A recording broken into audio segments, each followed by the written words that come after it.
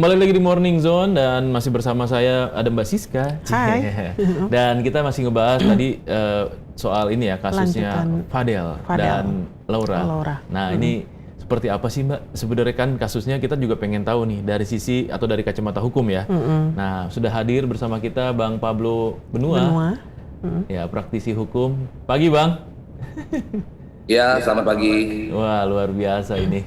Ya. Nih Bang, nih tadi kita habis ngobrol-ngobrol nih Bang terkait soal kasusnya Fadel dan Laura ya Bang. Termasuk juga terkait soal perubahan BAP yang dilakukan Laura sehingga Fadel akhirnya ditetapkan sebagai tersangka. Nah, menurut Abang sendiri kasus ini seperti apa sih dari kacamata hukum Bang? Ya, sebenarnya kan kalau kita merujuk ke tindak kekerasan terhadap anak, memang pengakuan anak itu menjadi salah satu alat bukti untuk menetapkan seseorang sebagai tersangka. Untuk ditemukan sebuah perbuatan pidana, sebenarnya keterangan anak tentunya itu bisa menjadi satu rujukan apakah tindak pidana itu ada atau tidak, kan begitu. Nah, dalam hal tindak kekerasan terhadap anak pun, pelecehan seksual khususnya terhadap seorang anak pun, kita tidak membutuhkan pengakuan daripada pelaku gitu loh.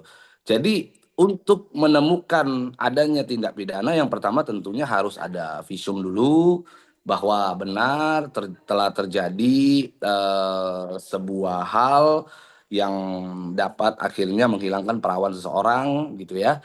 Lalu akhirnya setelah visum tersebut dikeluarkan lalu tinggal pembuktian yang mengarah apakah memang benar mereka pernah bersama antara si anak dengan pria tersebut, apakah pernah ada yang pernah melihat bahwa mereka bersama-sama di dalam sebuah ruangan, apartemen dan lain-lain. Sebenarnya kan itu poinnya dalam rangka pembuktian adakah sebuah perbuatan tindak pidana terhadap anak gitu.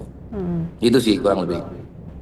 Yang menurut Abang sendiri kan dari ini ya, dari hasil visum tadi kan awalnya, terus kemudian juga dari pengakuan sang anak juga. Nah, ini kan sudah merujuk ya kepada penetapan tersangka gitu. Nah, dari sisi pembelaan hukumnya kemarin pengacaranya juga bilang sebenarnya nggak ada ya. Iya Bang, itu untuk Bang Rasman ya kemarin itu membantah bahwa Fadel itu ini untuk yang kasus aborsi ya Bang ya. Dia membantah adanya aborsi itu. Padahal berdasarkan keterangan polisi kan ada ya di tanggal 9 Mei itu ya Bang ya gitu. Nah, itu kuat apa enggak tentunya kira-kira, polisi Bang? Ya, tentunya polisi pun, penyidik pun menggunakan scientific investigation. Mereka pasti sudah melakukan secara profesional, melakukan pengujian juga terhadap hasil visum, melihat apakah Laura pernah mengalami satu bentuk aborsi. Sebenarnya kan konteks di dalam di dalam peristiwa ini adalah kapan Laura pulang, lalu pasca Laura pulang bersama dengan Fadel hingga hari ini gitu ya, hingga pada saat dia diamankan di suatu rumah aman begitu ya.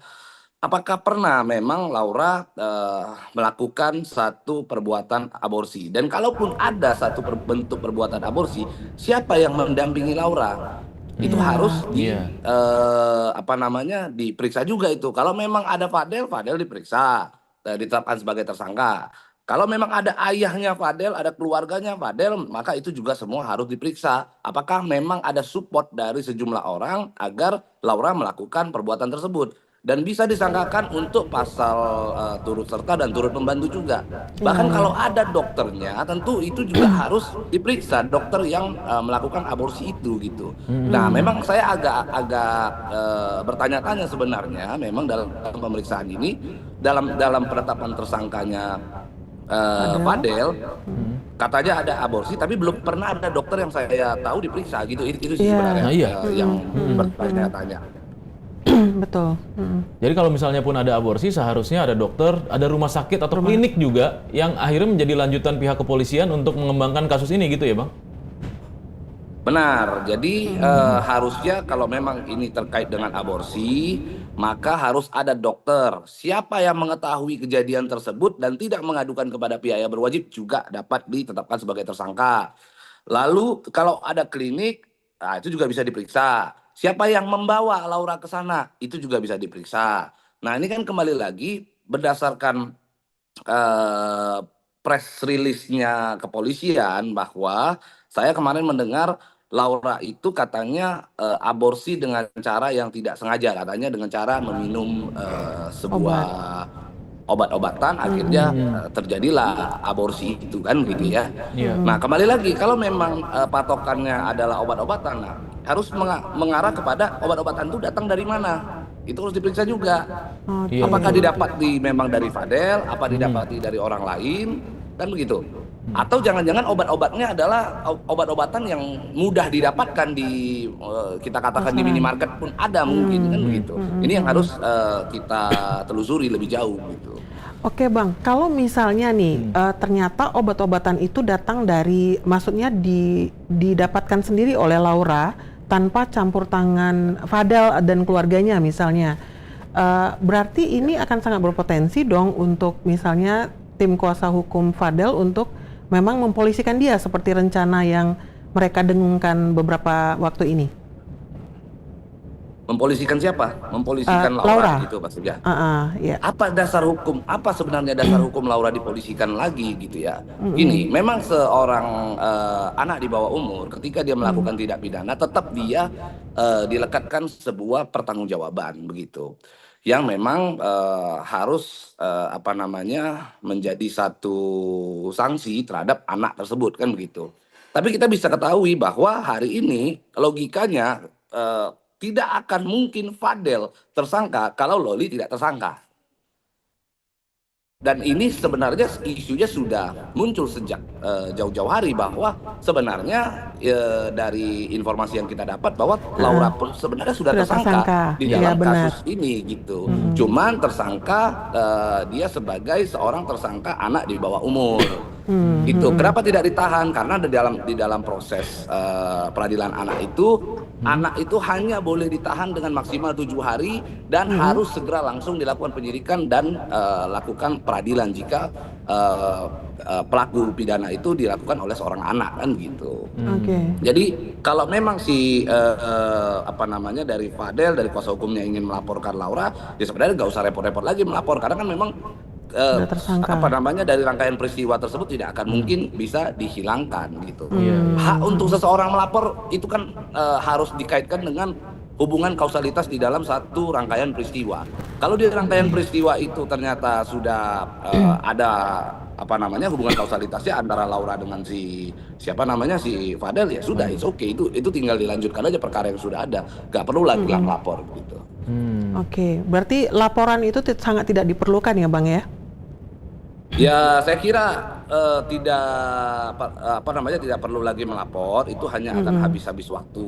Ya, saran saya kepada kuasa hukumnya Fadel, fokus saja kepada pembelaan pembuktian di dalam peradilan gitu. Jangan membuat suasana semakin lebih keruh lagi dan akhirnya nanti rame lagi.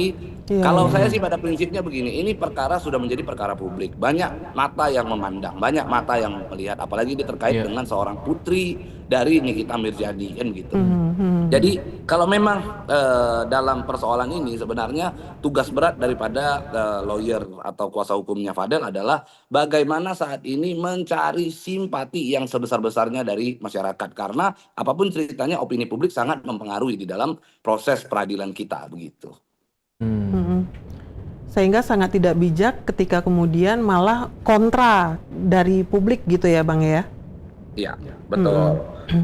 Ya memang sebenarnya bukan masalah bijak apa tidak. Kalau memang itu adalah suatu kebenaran, terkadang memang harus diperjuangkan. Akan tetapi kita harus seorang advokat itu KUHP-nya itu satu, KUHP-nya itu satu. Yang membedakan seorang advokat dengan advokat lainnya adalah cara dia menangani suatu persoalan.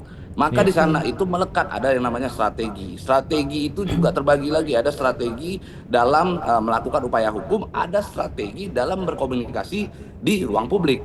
Nah, ini yang menjadi persoalan. Apakah kuasa hukum Fadel telah melakukan itu secara maksimal atau tidak kan begitu?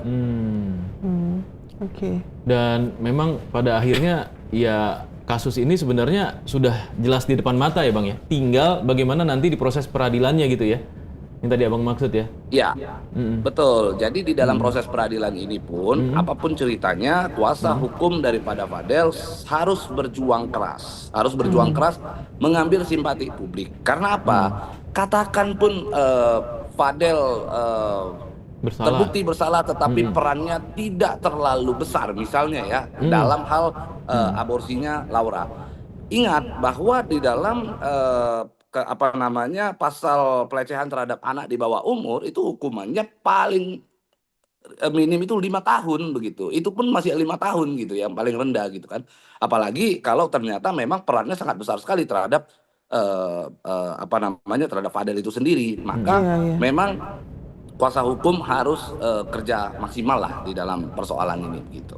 Oke. Siap.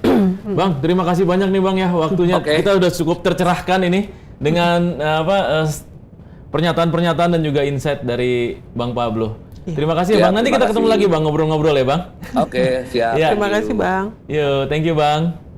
Yo. Wah, berarti banyak ya kasusnya ya. Iya, jadi Dan udah jelas ya. Jelas tuh akhirnya clear ya. Memang kasus ini sebenarnya udah nggak perlu ada pelaporan kembali atau Iya. pelaporan balik. Tidak perlu balik. Iya. dipanjang-panjangkan. Nggak perlu dipanjang-panjangin. Nah, jadi tinggal bagaimana fokus ke fokus persidangan. untuk kasus persidangan dan bagaimana cara masing-masing lawyer untuk menunjukkan kalau memang kliennya benar-benar benar gitu. Iya, betul. Ya kan?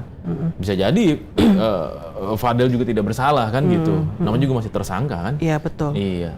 Belum ada bukti, maksudnya belum bisa kalau selama belum persidangan kan ya artinya bisa aja dia nggak salah. Ada sebenarnya. possibilities Ada ya. possibilities di situ gitu. Bisa aja hasil penyelidikannya juga mungkin ada kekurangan atau apa yang mungkin ada salahnya. Ya.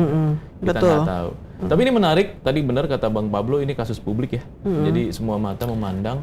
Betul. Dan kita tunggu hasilnya akan seperti apa ya Mbak Siska ya. Betul. Nanti ke depannya ya. Dan semoga yang terbaik untuk kedua anak muda ini ya. Ya, karena Mereka jalan hidupnya masih panjang Mbak. Iya, betul. Fadel juga masih 20 tahun, Iya. Laura apalagi dia masih bisa melanjutkan pendidikannya. Yes. Dan semoga mereka bisa menjalani hidup dengan lebih baik ke depannya. Amin. Mbak Siska, thank you banget ya. Terima kasih, Mas waktunya Andri. luar biasa pagi ini memberikan banyak sekali informasi dan insight buat Okezoners. Iya. Dan kita ketemu lagi di Morning Zone. Tetap di Morning Zone besok ya di hari Jumat. Jangan kemana-mana. Tetap di jam 8 sampai jam 9. Kita pamit undur diri. Wassalamualaikum warahmatullahi wabarakatuh.